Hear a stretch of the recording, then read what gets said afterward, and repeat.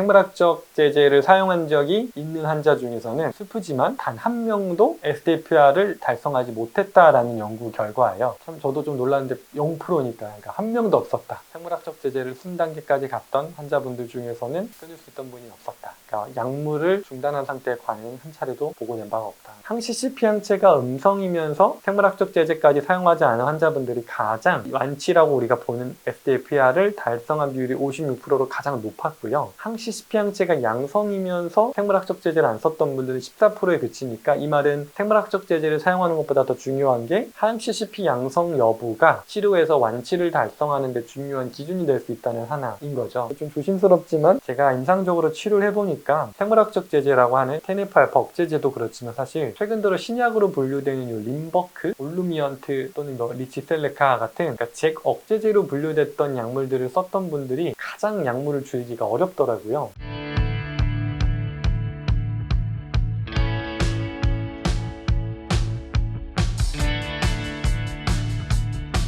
안녕하세요. 이베마니원 허준희 원장입니다. 이전 영상에서 이제 다뤘던 류마티스 약물들에 대한 설명을 다시 한번 정리한 이유가 사실 오늘 생물학적 제제 관련된 이야기를 하려고 하는데 워낙 다양한 형태의 환자분들이 와주셔서 잘 치료가 되는 분들도 물론 있지만 치료가 어려운 분들도 많이 계시거든요. 그런 분들의 이제 공통점을 찾아보면 이 생물학적 제제랑 많이 연결이 되는 편이라 오늘 이 이야기를 한번 해보려고 하는데 오해하실까봐 미리 시작할 때 꼭 강조드리고 싶은 건 이 약이 나쁜 약이니까 절대 쓰면 안 된다라는 이야기를 하려는 게 아니라 현재 이 약물에 대해서 알려진 내용들을 좀 이해하시고 그럼에도 이득이 컸을 때는 분명히 써야 되겠지만 내가 정말 근본적인 완치를 만약에 목표로 하고 있다면 이 약물 사용은 한번 좀 주의해 보실 필요가 있다. 이 이야기를 좀 드리려고 해요. 일단은 우리가 목표로 하는 완치라는 게 무언가를 다시 한번 얘기해 볼 때 일반적으로 이야기하는 완치라는 기준을 Sustained Demarred Free Remission이라고 해서 SDFR이라고 약자로 이야기를 많이 하는 게 이게 뭐냐면 항류마티스 약물들을 디마르즈라고 보통 우리가 불러요. 그러니까 생물학적 제제를 포함해서 스테로이드를 모두 포함한 약물들이라고 보시면 돼요. 이 디마르즈를 완전히 중단한 이후에도 임상적으로 활막염, 그러니까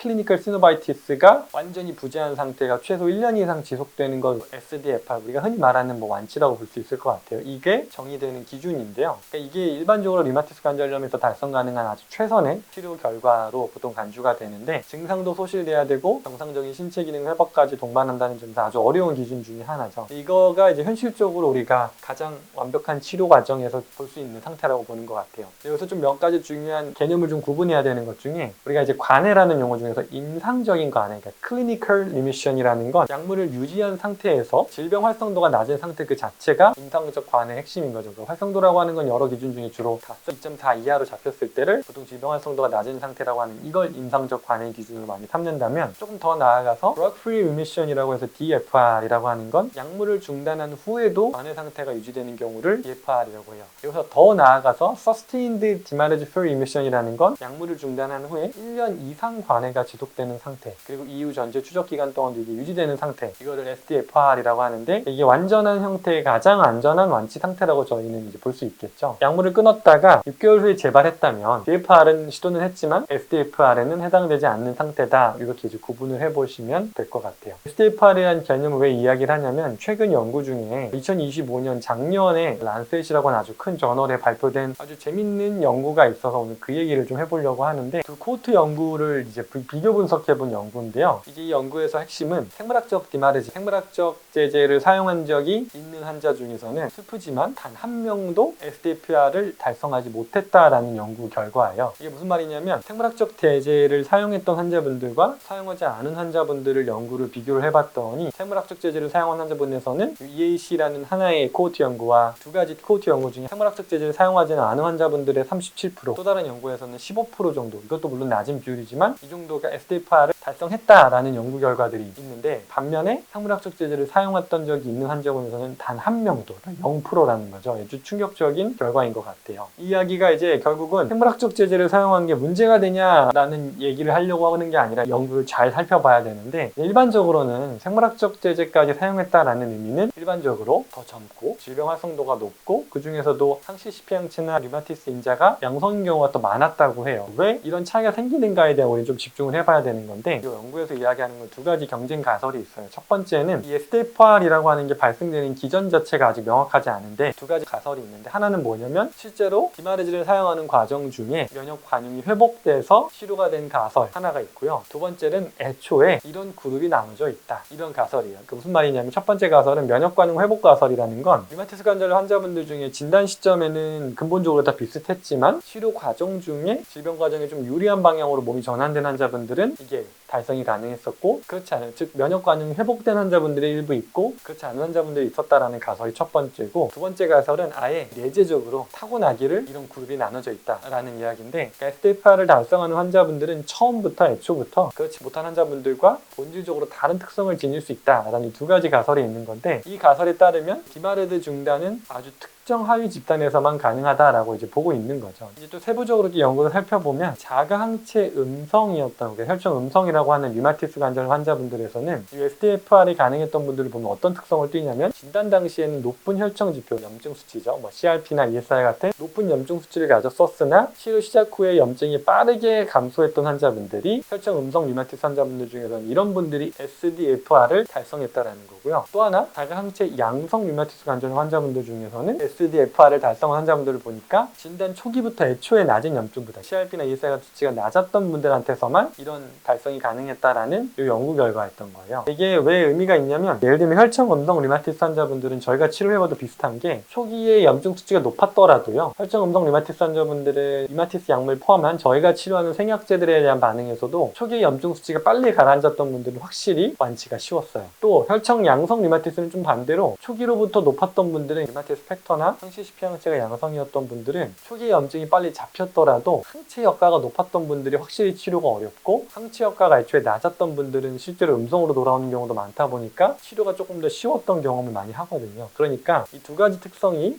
SDFR을 달성하는데 다른 기준을 가지고 바라봐야 된다라는 점을 이 연구가 이야기해주고 있는 것 같아요. 여기서 이제 제일 중요한 점은 사실 이런 거죠. 결론만 보면 자극적이죠. 생물학적 제재를 사용했던 분들은 아예 완치가 안 된다 이 얘기로 이제 들릴 수가 있는데 이걸 좀 잘 구분해봐야 되는 건 이 핵심 부분인데 이 연구자들도 이 얘기를 해요. 그러니까 생물학적 제재가 사용 자체가 일단 기본적으로 이것까지 사용했다는 거나 류마티스 관절염에 사용하는 약물들의 층위를 봤을 때 제일 밑단에 있는 약이니까 거기까지 썼다는 건 애초에 질병 활성도가 높은 환자들인 거고 이런 환자분들이 당연히 완치에 도달하기는 어려운 것 아니냐 이렇게 해석하는 관점이 있는 거죠. 제가 이 연구를 가져온 이유는 우리가 환자분들한테 완치 또는 약물을 줄일 수 있는 게 가능합니다라고 설명드리면 근거가 뭐냐라고 할 때 근거가 없어요. 왜냐면 유럽 2022년 권고안에도 실제로 디마리즈까지 썼던 분들한테 완전 중단을 비권고하거든요. 왜냐면 이런 연구 때문에. 그러니까 생물학적 제재까지 썼던 분들은 완전 중단이 불가능하다라는 걸 이 연구를 근거로 이야기를 하는 것 같은데 주로 이 생물학적 제재까지 썼던 분들은 또 항시 CP 양성인 분들은 질병 활성도가 높은 분들이다 보니까 이 환자분들은 애초에 디마리즈까지 썼던 분들, 생물학적 제재까지 썼던 분들은 완전히 끊기가 어려운 질병 활성도가 매우 높은 환자분들에 대한 연구 결과를 가지고 생물학적 제재는 끊으면 절대 안 되는 위험한 약물이다. 이런 형태로 유럽 권고안이 약간의 선택 편향, ascertainment bias라고 하는 게 발생한 게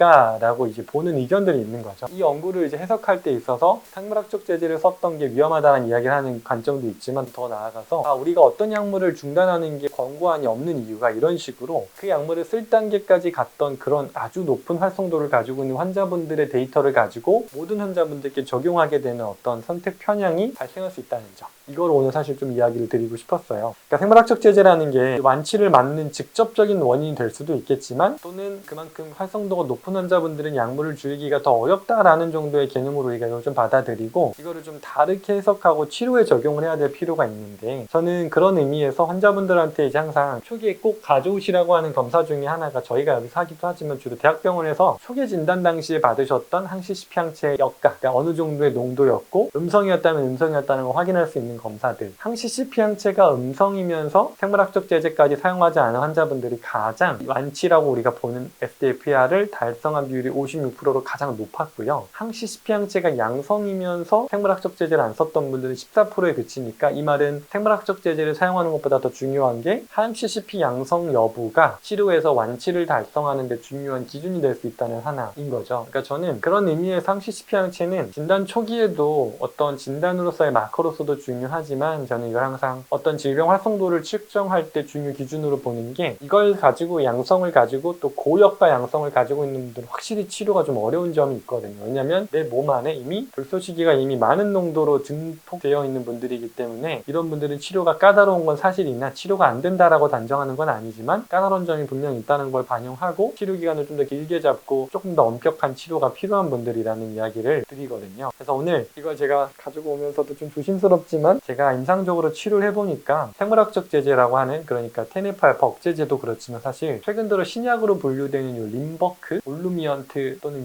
리치셀레카 같은 그러니까 잭 억제제로 분류됐던 약물들을 썼던 분들이 가장 약물을 줄이기가 어렵더라고요. 실제로 이 연구들을 찾아봐도 권고되는 중단 기준도 없고 중단을 했을 때 효과가 있었다라는 보고조차 없을 정도로 한번 시작했던 분들은 이 약물을 줄이는 게 정말 힘들 정도로 효과도 좋지만 약물에 그만큼 기전이 좀 무서운 약이라는 점을 사실 오늘 이야기를 하고 싶어서, 그래서 이 연구 결과는 저희가 EBM에서 이야기하는 이런 치료 철학과 아주 매우 많이 연결이 되어 있었는데 핵심 논점은 세 가지예요. 첫 번째는 SDFR이라고 하는 게 기존 의학에서도 치료 목표로 명시되어 있긴 하지만 현재 어떤 생물학적 제제나 디마르즈도 이를 능동적으로 유도하는 메커니즘을 갖추지 못했다는 거죠. SDFR 발생의 기적 이전은 아직도 규명되진 않았지만 류마티스 관절염 치료의 궁극적인 의문점 자체는 면역 반응의 회복이 능동적으로 유도될 수 있는, 그러니까 inducibility라는 게 있긴 한가, 그리고 이는 특정 환자에게만 예정된 것인가, 아까 이야기한 두 가지 가설, predestination, 그러니까 이미 예정된 사람들만 완치되는 건가 라는 거에 대한 이 답을 내리지 못하고 있다는 점. 두 번째는 생물학적 디마레즈를 사용하는 게 SDFR을 막는다는 결과는 결국 생물학적 제제가 만드는 이런 억제로 인한 관해는 면역반응 회복 경로를 실제로 차단할 수도 있고 면역반응 회복 경로를 실제 대체해버리는 경로까지 나타날 수 있다는 개념과 이제 부합하는데, 결국은 강력한 면역 억제를 하는 환경하에서는 면역계가 스스로 재조정, 셀프 레귤레이션을 찾아갈 수 있는 이런 기회를 갖지 못할 수도 있다는 거를 좀 이야기하고 싶었고, 결국 이제 세 번째로 저희가 치료하는 핵심은 환자분들의 시기를 통한 장 면역축을 조절하고 조절 T세포의 기능을 회복하고 조절 T세포와 TH17 같은 세포독성 T세포와의 이런 균형을 재설정하는 이런 치료들이 근본적으로는 생물학적 제제 없이 면역 제제를 줄여나가면서 자강체를 감소하는 패턴까지 많이 발견하게 됐는데, 결국은 저희는 inducibility라고 표현했던 유도될 수 있다라고 저는 보는 거고 그 관점으로 치료하고 있는 거니까요. 이런 관점을 좀 이해하시고 약물을 무조건 부정하자는 게 아니라 약물의 방향과 근본적인 치료 방향이 어떤 부분에서 부딪히고 그 부분을 어떻게 해결해 나갈 수 있는지에 대한 실마리가 그 연구가 좀 되셨으면 좋겠습니다. 극단적이죠, 연구가. 참 저도 좀 놀랐는데 0%니까, 그러니까 한 명도 없었다. 생물학적 제제를 순 단계까지 갔던 환자분들 중에서는 끊을 수 있던 분이 없었다. 그러니까 약물을 중단한 상태의 관해는 한 차례도 보고 낸 바가 없다라는 게 참 놀라운 이야기인 것 같아요.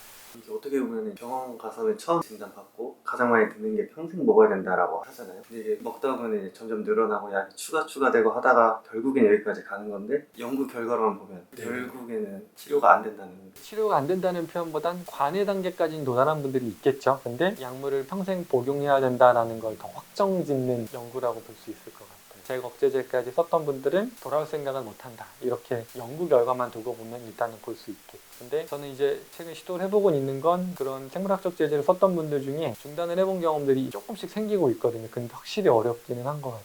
중단했다가 다시 복용했다가 반복이 되는 경우가 많은 거고. 네, 사실 생물학적 제제는 그래서 특히 이 제거 억제제는 저희가 좀 조심스럽게 조절해보는 게 증상이 좀 완화되는 게 보이면 끊는 게 아니고요. 감량도 아니라 복용 기간을 좀 늘리는 방식으로 매일 먹던 걸 이틀에 한 번, 3일에 한 번 이런 형태로 조절하게 되는데, 사실 그 이유도 다음 영상에서 한번 좀 다뤄보려고 하는데, 제거 억제제의 기전을 고려했을 때 약물들이랑 다르게 단순하게 면역력을 억제하는 방법이 아니라 저는 이거 댐에 비유를 하는데, 댐이 떨어지는 상단을 막아버려서 아예 물의 경로를 막아놨다 보니까 이 물의 경로를 풀었을 때 원래 경로로만 떨어지는 게 아니라 이게 범람하거나 이 경로를 벗어나는 형태로 나타나는 리스크들이 좀 많아요, 이 제거 억제제가. 그래서 줄이고 싶더라도 이건 정말 주의해서 줄여야 되는 약물이라 그거에 대한 내용은 좀 다음 영상에서 한번 다뤄보도록 하겠습니다. 자가면역 질환에 대해 더 많은 정보가 궁금하시다면 EBM TV의 구독, 좋아요, 알림 설정 해주세요.